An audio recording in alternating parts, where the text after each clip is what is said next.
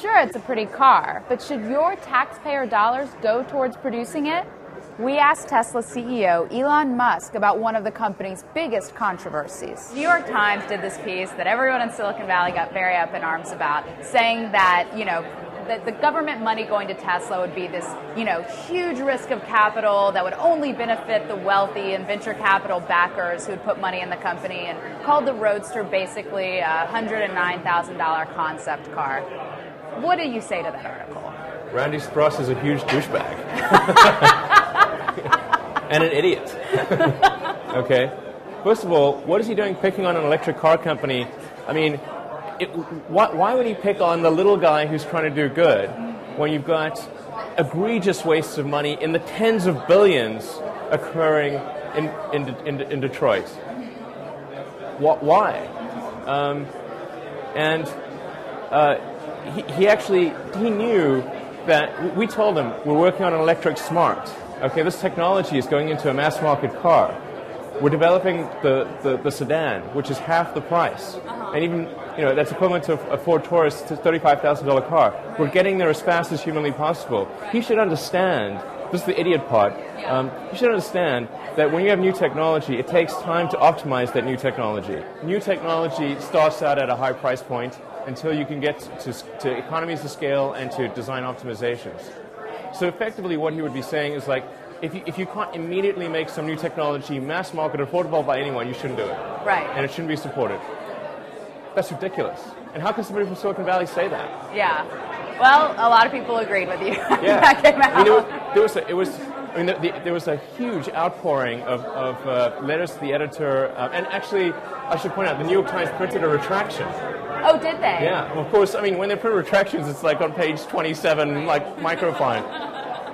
They actually printed a retraction, yeah. Well, let's get to the issue of what exactly you guys do want from the government, because you balked at the word bailout earlier. No, but, okay, so there's two things.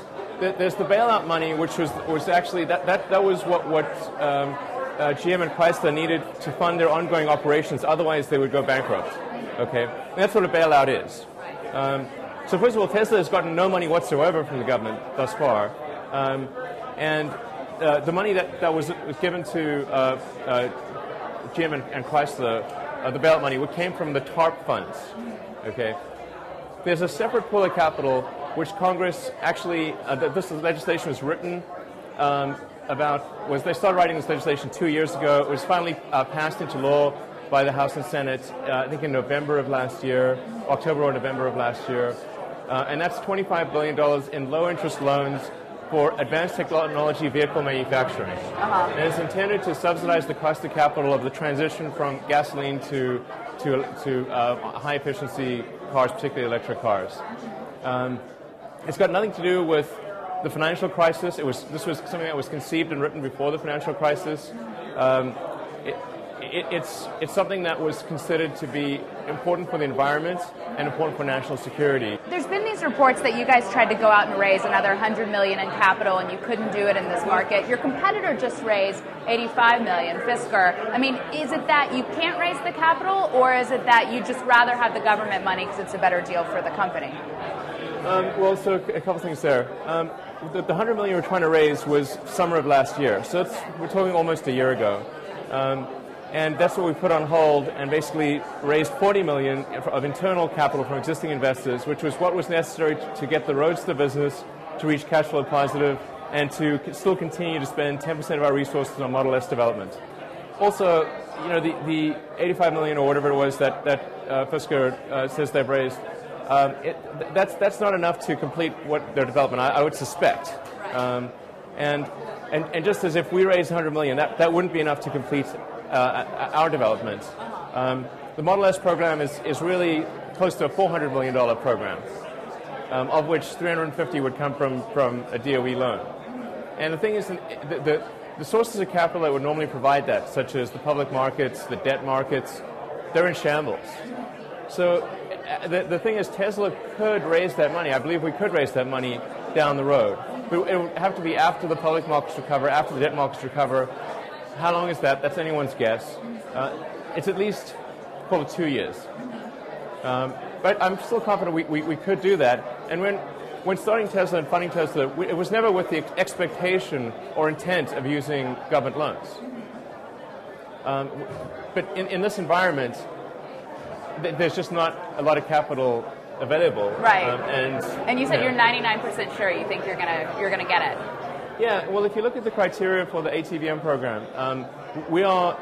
I mean, if you substituted Tesla for company, it would be like a perfect fit. I mean, we are the leader in energy-efficient vehicles, and it's a $25 billion program. We're asking for $350 million of that, which is 1.5% of this amount. It's again like, why the hell is Randy Strauss bugging us for a 1.5% loan on a $25 billion program? I'm like, how about, why does he bug the guys that are getting the 98%? It's ridiculous. So, I mean, the vast majority of that's going to go to Ford, GM, Chrysler. Maybe it'll go to a Nissan or a Mazda in part as well. Of all the people that money will go to, and it will be released. It was appropriated by Congress. It was Congress's decision to do this, not some lobbying effort by us. It will go out. You have to say, who will make the most efficient use of capital? Who is going to be the best steward of the taxpayer dollars in that loan program? Who is most likely to repay it? Is it General Motors, or Chrysler, or is it Tesla? Who has demonstrated a more efficient use of capital? I think it's unequivocally us. I mean, subjectively us. We will only, all existing investors in Tesla, me or common stockholders, the employees, will only get paid back if we repay that entire loan to the government. Mm-hmm. So you have a huge incentive to do it, obviously. So what if you don't get that money? Do you have financial backups? Or the people who are here at this event who put deposits down on the Model S, what are the odds they're ever going to see that car in their driveway? I would say the odds of us getting that money are 99%. I'm extremely confident, damn close to 100%. We can't say exactly what was transpired in the private meetings with the DOE, but suffice to say, I am extremely confident that we will get that, and we will get it soon.